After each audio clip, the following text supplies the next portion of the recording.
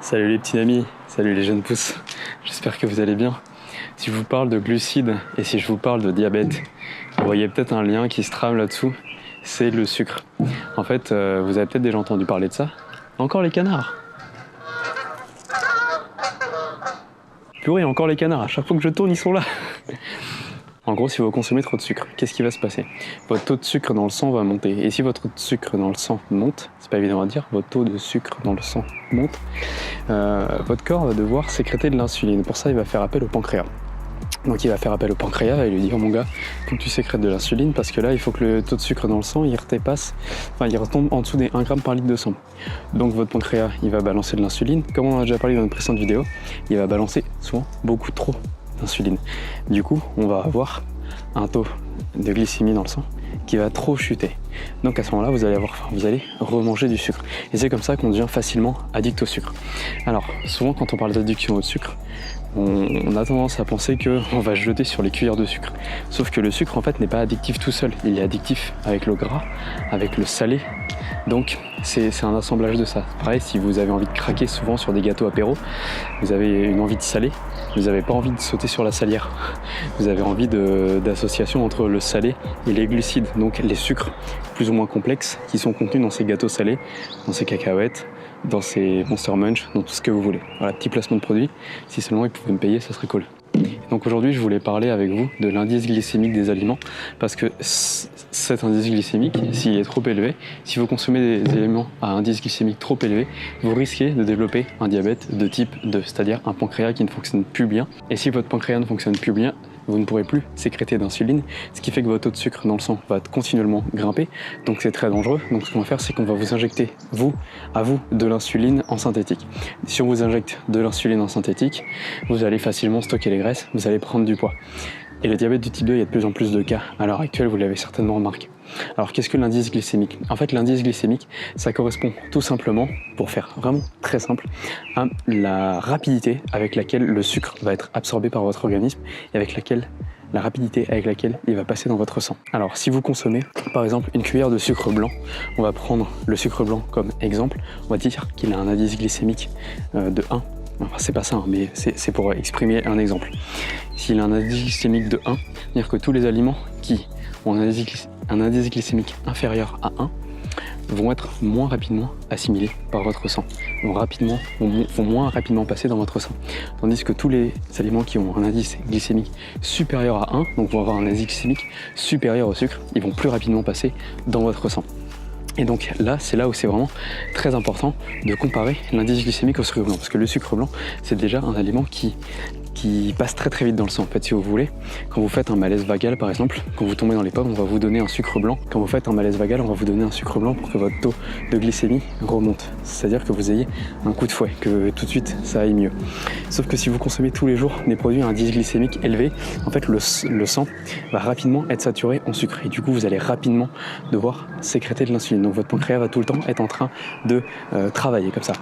Donc, pour réduire cette charge au niveau du pancréas, il est très intéressant de réduire notre charge au niveau des indices glycémiques. Alors comment on fait? Tout simplement, il faut éviter tout ce qui se rapproche du sucre blanc. Donc tout ce qui est pain blanc, tout ce qui va être du pain blanc, par exemple les baguettes ou les pâtes blanches, tout ça va avoir un indice glycémique plus ou moins élevé. En plus de ça, les pâtes, il y a aussi le temps de cuisson qui va rentrer en compte. C'est-à-dire que plus vous allez faire cuire vos pâtes, plus l'indice glycémique va être élevé. Donc il est vraiment conseillé de vous concentrer sur la cuisson al dente, c'est la meilleure. C'est vraiment optimum. Pour ce qui est du pain, vous pouvez facilement le remplacer par du pain complet. Parce que le pain complet va avoir, en fait, si vous voulez, un aliment quand il est complet. Donc on va prendre l'exemple du blé. Il y a le cœur, le centre, et autour il y a l'écosse, donc le son. Et en fait, si on garde le son, ça va rajouter des fibres en fait. Donc c'est des fibres qui vont être digérées en plus par votre organisme, qui vont faire que l'indice glycémique va être plus faible. Parce que du coup, le sucre qui est contenu dans le cœur va moins rapidement passer dans le sang. On attend que la moto passe. Donc c'est super important de manger des aliments complets. Mais pas tous les aliments complets. C'est vraiment primordial de les prendre bio. Parce que si vous les prenez pas bio, vous voyez, la partie extérieure du blé, c'est celle qui va être en contact avec la partie extérieure de l'air, avec l'air en fait. Donc c'est elle qui va recevoir tous les produits chimiques, les pesticides, les perturbateurs endocriniens, les produits phytosanitaires qui viennent détraquer vos hormones, qui viennent vous pourrir la santé. Donc si vous voulez améliorer votre santé en prenant des aliments non transformés et des aliments entiers, donc comme le blé entier ou le riz entier, prenez-les systématiquement bio. C'est vraiment super important, j'insiste là-dessus, prenez-les systématiquement bio. Pour la simple et bonne raison que vous allez réduire le nombre de pesticides, d'engrais, de produits chimiques que vous allez mettre dans votre corps. C'est vraiment super important, les jeunes pousses. Alors, quels sont les aliments qui ont un indice glycémique élevé? Tout simplement tout ce qui est sucre raffiné, ça c'est un indice glycémique très élevé. Le pain blanc également, donc tout ce qui est farine, tout ce qui est pâte blanche, pâte surcuite. Le riz a un indice glycémique relativement élevé, mais celui qui a un indice glycémique le plus faible, c'est le riz basmati. Donc je vous invite à consommer du riz basmati si à l'heure actuelle vous consommiez du riz. Le riz blanc, vraiment évitez. Je ferai une vidéo spécialement sur le riz blanc pour vous présenter les dangers du riz blanc.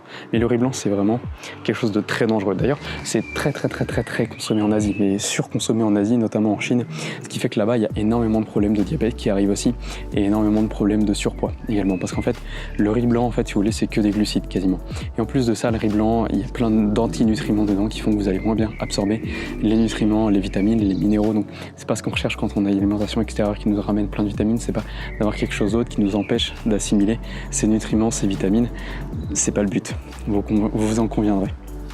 Donc, qu'est-ce qu'on va faire? On va également éviter les fruits. En tout cas, éviter de consommer trop de fruits. Par exemple, si vous êtes en perte de poids ou juste avant d'aller dormir, c'est peut-être pas une bonne idée de prendre un fruit. Pourquoi? Parce qu'un fruit, c'est du sucre, c'est du fructose, c'est vraiment du sucre concentré. Et donc, il y a des fruits qui vont à un indice glycémique plus ou moins élevé. Ça, je vous invite plutôt à vous renseigner vers une liste, ou alors je ferai une vidéo spécialement, si vous me dites dans les commentaires que ça vous intéresse, que je vous présente les meilleurs fruits qui ont l'indice glycémique le plus faible. Déjà, parmi ceux-là, on peut citer de mémoire le kiwi et l'ananas qui ont des indices glycémiques assez faibles, qui sont assez faibles en calories, mais voilà, il faut quand même pas abuser des fruits, parce que les fruits, ça reste du sucre. Donc, dans une perte de poids, on peut facilement remplacer du pain blanc ou des pâtes par des fruits, parce que c'est plus naturel, mais ça reste du sucre. C'est des sucres qui sont moins complexes, mais c'est des sucres qu'il faut quand même réussir à digérer. En plus de ça, la population mondiale ne sait pas toujours bien digérer le fructose. Il y a des gens qui vont très bien digérer le fructose et il y a des gens qui vont très mal digérer le fructose. Ça dépend des gens. C'est à vous de voir si après avoir mangé un fruit, vous vous sentez bien ou vous vous sentez pas bien. Donc voilà, j'ai rapidement évoqué l'indice glycémique dans cette vidéo. J'ai pas voulu rentrer trop loin dans les détails parce que c'est une vidéo d'introduction à d'autres vidéos sur l'indice glycémique que je ferai par la suite. Dites-moi si cette vidéo vous a plu. Likez, commentez, partagez et surtout si ça vous a plu. Et si vous voulez avoir d'autres vidéos dans le même style, pensez à vous abonner et à activer la petite cloche, comme ça vous serez notifié à chaque fois qu'une nouvelle vidéo va sortir. Moi, je vous laisse là, je vous souhaite de passer une bonne journée, les jeunes pousses. Prenez soin de votre alimentation, on se dit à la prochaine. Ciao.